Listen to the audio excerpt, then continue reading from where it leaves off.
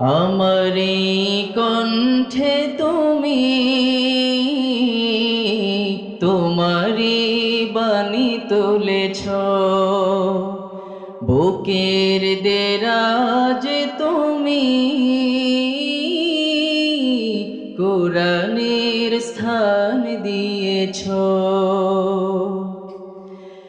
এত ভালোবাসো কেন মালিক আমায়, কি করে শুকর তার করি আদায়।